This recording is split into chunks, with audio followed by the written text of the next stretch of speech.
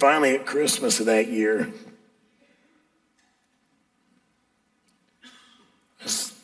I snuck into my parents' house, and I stole the $100 bills that my mother had intended as Christmas gifts for all the family members. And this wasn't discovered until Christmas morning when they all opened the empty envelopes. When my mother realized what I'd done, she wanted nothing more to do with me. And she told me that she'd buy me a one-way ticket anywhere in the country, but she didn't want me in North Carolina any longer. You know, I'll never forget, she gave me a card to carry in my pocket with her contact information so she'd at least be notified when my body was found.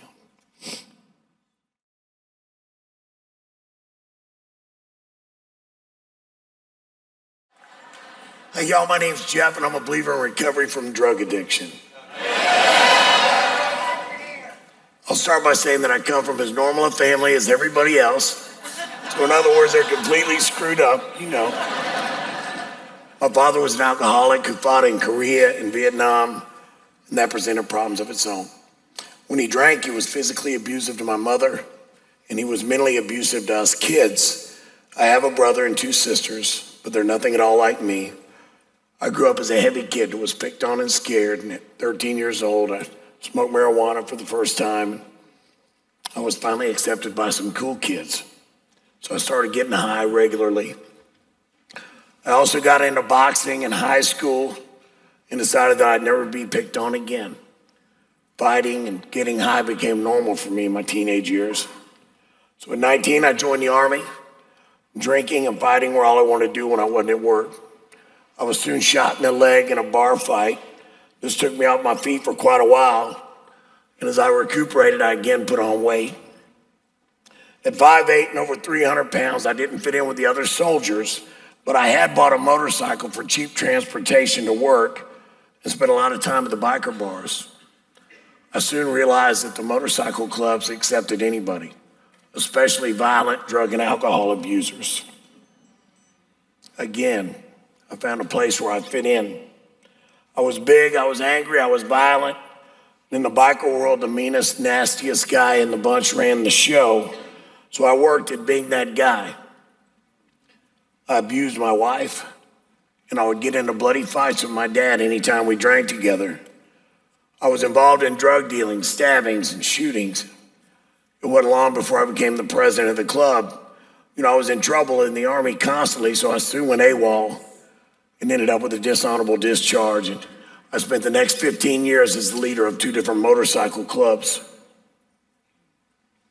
In 1993, I met my second wife. She had a 6-month-old daughter. I fell in love with both of them. When my daughter was 4 years old, I decided I need to leave the motorcycle club because I don't want to die in some stupid bar fight, cause her to grow up without a dad. Unfortunately, I left the club, but I didn't leave the lifestyle.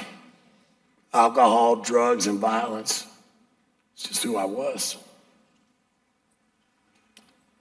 So in 1998, my wife finally had enough. She was done. So she filed for divorce. You know, I got worse. But the only thing that kept me from slipping off the deep end completely was a misplaced sense of responsibility to my daughter. You see, I thought I was a good dad, spending every other weekend with her. I took her to the bars with me, and at 6 years old, she was forced to experience violent behavior that would have been disturbing to most adults. I rode her around on my motorcycle when I was drunk. I can remember thinking how cute she was, carrying around an empty Jim Beam bottle and a cigarette, acting like daddy. Now, at this time in my life, I was a functioning addict. I owned a successful business. You know, I thought I was living the dream, right? Finally, Christmas of 2001, the first Christmas after my sister died, I tried crack cocaine, and I was instantly addicted. You know, I quickly went through all my savings, and I convinced my parents that my business was failing, that I needed financial help, and they thought they were helping me by loaning me money. Within another year, I caused them to go into a bankruptcy. I'd lost it all, including my daughter. One of my last memories of her as a little girl was buying me an 8-pack of cigarette lighters for my birthday. I wasn't fooling anybody. And it'd be 6 years before I saw her again. Now, at this point, I came back to North Carolina where my parents lived, and I continued to lie, steal, cheat, do anything else I needed to do to get high. I robbed drug dealers often, and soon there were a lot of people that wanted me dead. My parents convinced me to enter a rehab, and I did this to please them, but I was soon having drugs delivered to me in the rehab. It wasn't long before I was found out, and I was kicked out. But again, I convinced my parents it wasn't the dope that had got me thrown out, but that I had just broken some rules. And again, they helped me get a place to live, a vehicle, some tools. I pawned the tools, I sold the furniture. And finally, at Christmas of that year,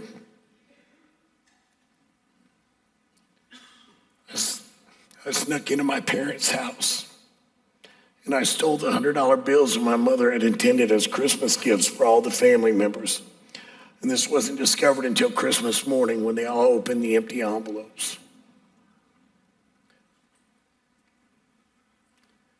When my mother realized what I'd done, she wanted nothing more to do with me. And she told me that she'd buy me a one-way ticket anywhere in the country, but she didn't want me in North Carolina any longer. I'll never forget, she gave me a card to carry in my pocket with her contact information so she'd at least be notified when my body was found. Now, at this point, I was homeless in Miami, Florida, and I was robbing people to get high. And I knew I would be dead or in prison soon. So after a month on the streets, I called my parents again, and I made a deal with them that if I would commit to a 1.5-year rehab program, they'd let me come back to North Carolina. Now, this was a Christian rehab. But man, I wasn't buying into any of that Jesus stuff. I was way too smart for that,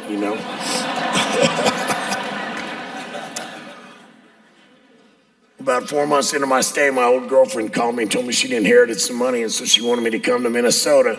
So I left the rehab more than a year early. When I got to Minnesota, we decided to travel the country. And as we were traveling, we stopped in Nashville, Tennessee, and being the smart guy that I am, I came up with the idea of buying a bar. Now, let me give everybody here some good advice, man. Never leave the rehab and buy a bar.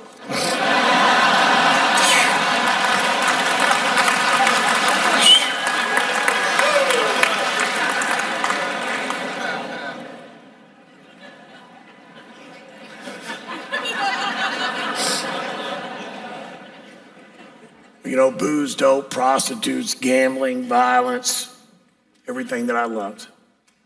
And it would all lead me down one of the darkest paths in my life. But as I was surrounded by darkness, God literally brought a ray of light, and his name was Doc Ray. The one thing I never expected to find in the bar was a preacher.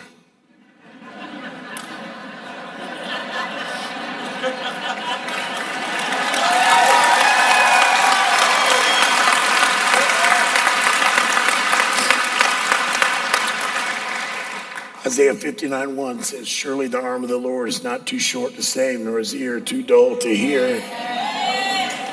Doc rode a motorcycle and he hung out at the biker bars. He was really careful not to force religion on us. He was just always there in times of crisis, offering prayer and friendship. Doc became a good friend of mine, although I wouldn't buy into any of his Jesus talk either. Now, within 6 months of buying the bar, I was back to smoking crack. I lost everything. For 2.5 years, I was homeless. I ate out of dumpsters. I slept under bridges and abandoned cars, and even in the crawl spaces under houses. I was in and out of jail. In 2006, I was arrested over 30 times. I stole cars. I robbed people. I wrote worthless checks. I shoplifted. And I was always able to lie to my father, talk him into sending me money behind my mother's back.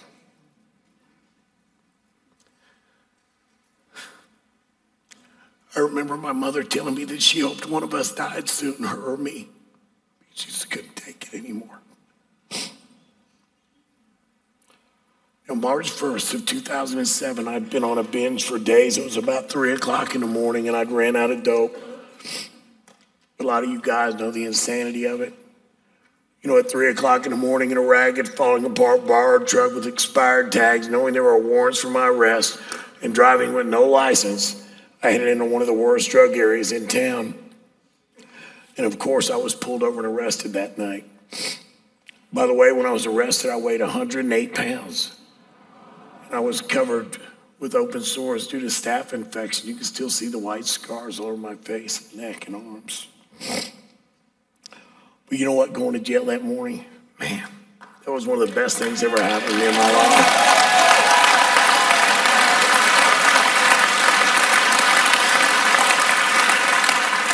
You know, because of the nature of this charge, my father couldn't bond me out this time.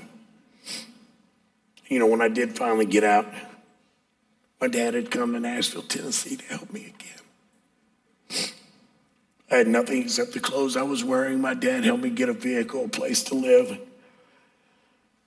You know, I was just waiting for him to leave so I could get high. I remember it. But then he did leave. Man, after he left, he hit me. I thought, what if next time he's not here? What if next time I get out of jail and he's done? You know, I had what we call in recovery a moment of clarity. I made a decision to quit getting high. Now I had to figure out how to do that, right? I now see that the first time my father didn't bond me out, I hit bottom.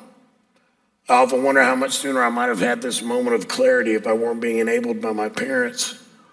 You know, they thought they were keeping me from dying, and it was all done in love. They almost loved me to death. You know, as I made this decision to quit using, I tried to think of anybody I knew in Nashville, Tennessee that didn't get high. And the only person I could think of was that biker preacher guy, Doc Ray. So I looked up his number.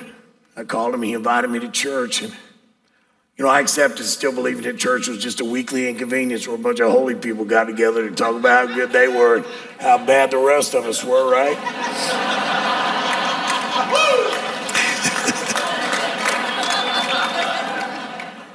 But I knew I had to get around some different kind of people.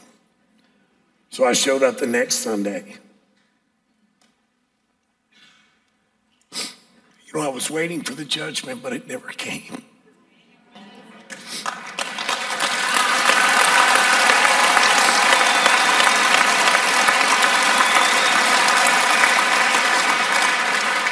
Those people were so nice to me. And so I decided to come back the following week. Now, the next week, you know, I had no idea what was in store for me. And it's hard to describe, but I can tell you on April 22nd, 2007, I had an encounter with Jesus Christ, and my life was changed forever.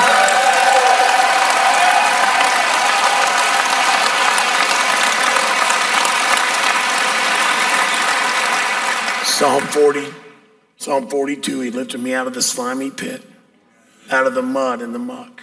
He set my feet on a rock, and he gave me a firm place to stand. And you know, here I have to mention how grateful I am to Doc Ray.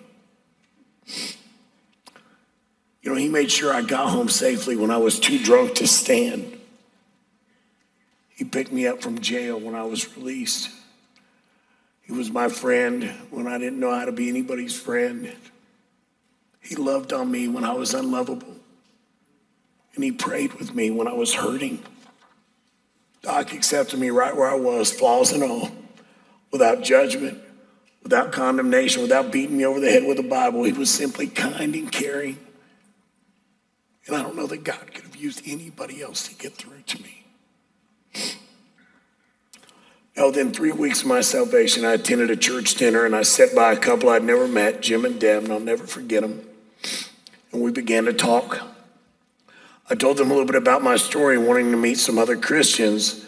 And they told me about a ministry they went to on Friday nights at another church called Celebrate Recovery.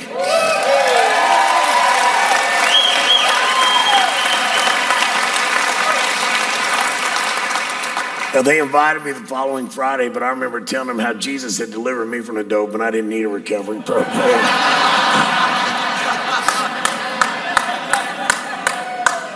I'm sure you've heard that before. But they convinced me that I'd be able to make some Christian friends there, and so I finally agreed to go. And I know you hear it all the time, but man, I was terrified to walk into that place that night. Me, the guy that robbed drug dealers at gunpoint. But you know what? Once inside, man, I was amazed. I remember how freeing it was to attend a share group and to be able to listen to others like me. I realized I wasn't alone in my struggle, and I was able to be honest about myself without shame or embarrassment. I realized I didn't have to be perfect to be a Christian. The love, acceptance, and freedom I felt were beyond comparison. I can remember leaving every Friday night and thinking all week about just getting back to sober recovery the following Friday.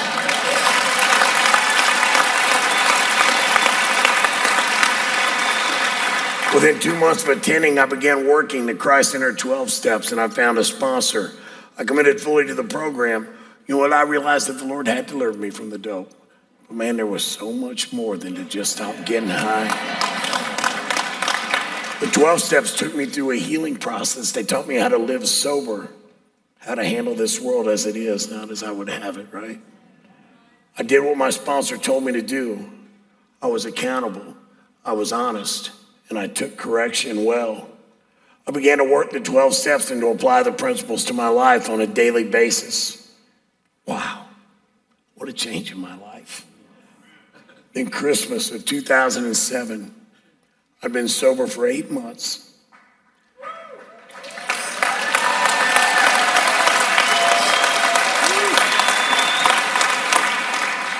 And my mother wanted to see me for the first time in 4 years.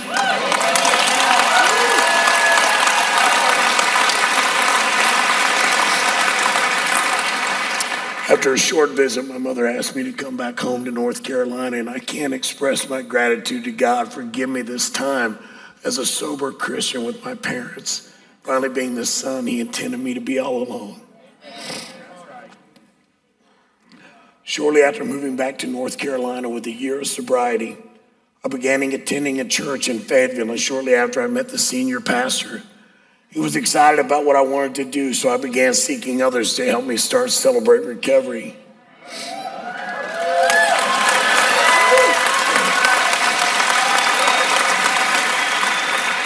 You know, being a leader in this ministry is truly one of the things that God has called me to.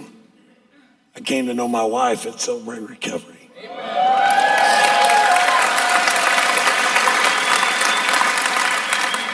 My daughter showed up at our wedding, and I was able to hug her for the first time in 6 years.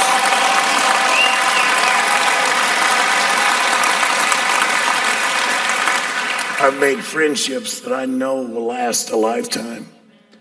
I've had damaged relationships restored and repaired. I've seen changed lives. You know, you can read about it in the New Testament, or you can just come to Sober Recovery and see it for yourself, right?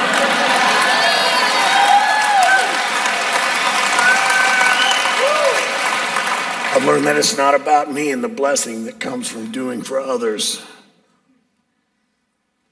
God has given me back my family.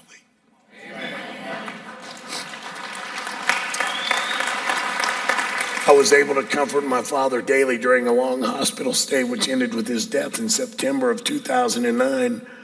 But I was also able to pray with him to receive Christ before he died.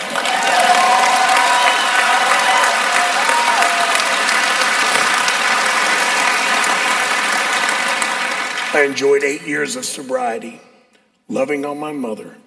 She could count on me. I was there for her until she took her last breath.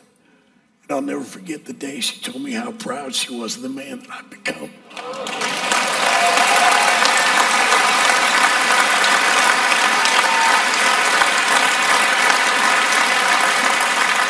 My daughter, her mother died tragically while I was in my addiction. But now she has a father.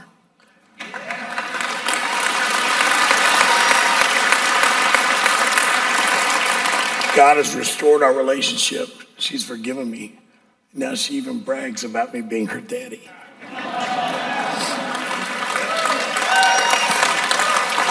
I have a beautiful Christian wife with a wonderful new family that love me. I have incredible friends. I own a business. And glory to God, I have a Harley Davidson. Glory to God, yes.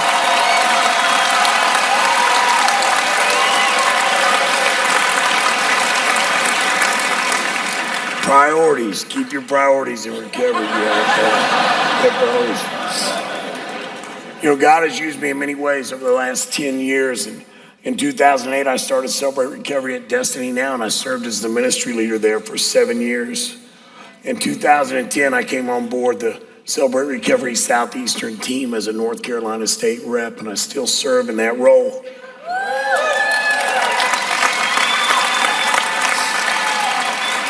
In 2011, I finished school and I was ordained as a pastor and served as the campus pastor of Destiny Now Ministries for 4 years.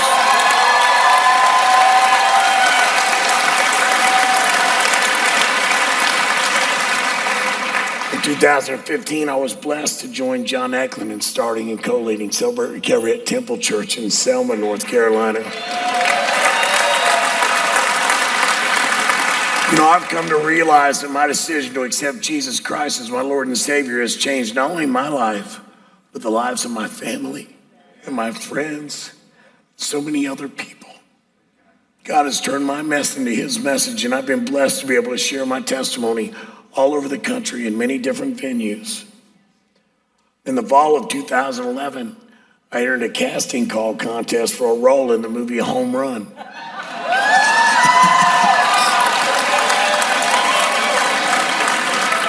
So I won the contest and appear in the movie as the Little League umpire. And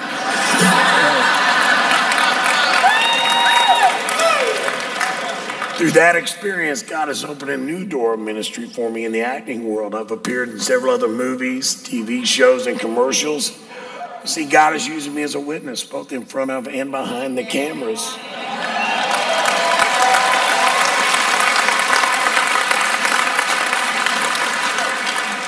I gotta tell you, since accepting Christ, life is truly incredible, but it's not perfect, right? Right.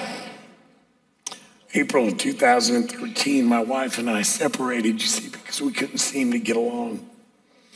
You see, we married soon after meeting, and it didn't take long for us to realize we weren't much alike. And although we had separated, we weren't ready to give up on our marriage. You see, we may not have made the right choice in getting married so soon, but now we decided we wanted to make that choice right. We sought help by the way of a Christian counselor. I gotta tell you, man, it took a lot more than prayer. It took work. It took determination.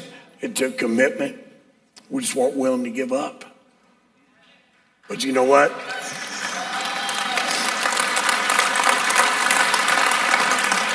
Then the miracle happened. We began to apply the principles of recovery to our marriage. That's right. Celebrate Recovery helped me to realize that I couldn't fix or blame Pamela. I could only work on my part, my character defects. You know, God did a work of healing and restoration in our marriage as we both began to take responsibility rather than blaming one another.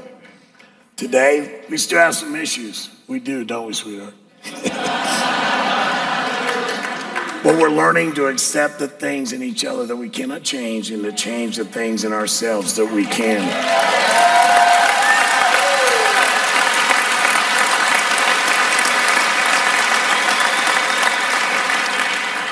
Now, last year, after putting the biker lifestyle behind me for 9 years, associating that lifestyle with all my bad behavior, God told me that it's okay to be a biker as long as I do it for his glory.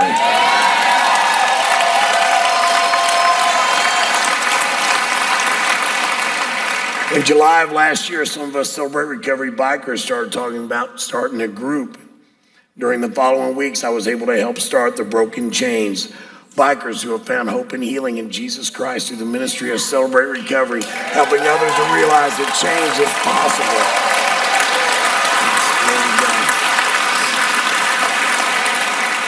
You know, I'm honored to serve as the national president, and in the last year, we've grown to include close to 300 members in 40 states and 2 foreign countries.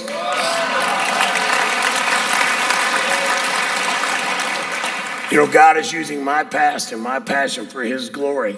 You see, I'm a hope dealer. I'm a motorcycle missionary.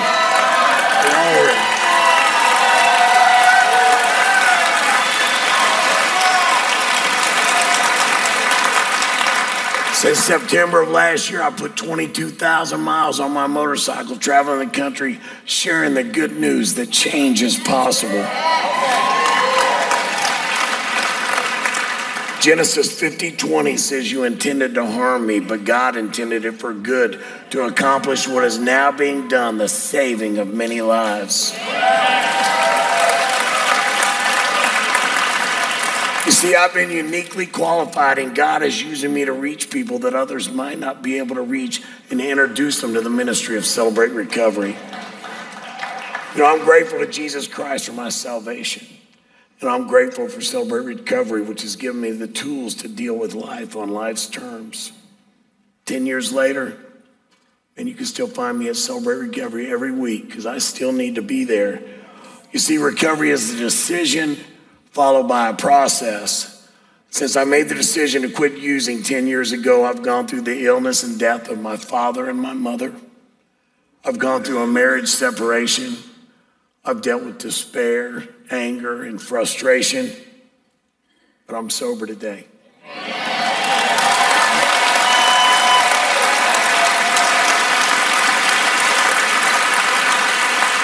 I'm sober today because of the process, and you know what? I'm gonna be okay, man, because I don't have to turn to drugs to deal with my problems anymore. I have all you guys, man. I have a forever family all over the world. And I get to meet Jesus in every hug, every smile, every encouraging word. Wow. You know what? Today I am living the dream. Yes, sir. Amen. One day at a time, right?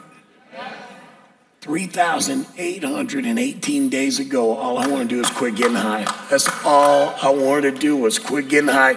I could have never planned or dreamed what God has done in my life since. Psalm 3:3, you, O Lord, are a shield for me. You are my glory and the lifter of my head. You know what? If you're new to Celebrate Recovery, or if you've been in Celebrate Recovery for a while, man, I encourage you to stay involved or get involved in the process of recovery. Let God do a miracle in your life. Change is possible. Change is possible, I know, because it happened to me. You see, I used to be a hopeless dope addict, but now I'm a dopeless hope addict. Glory to God.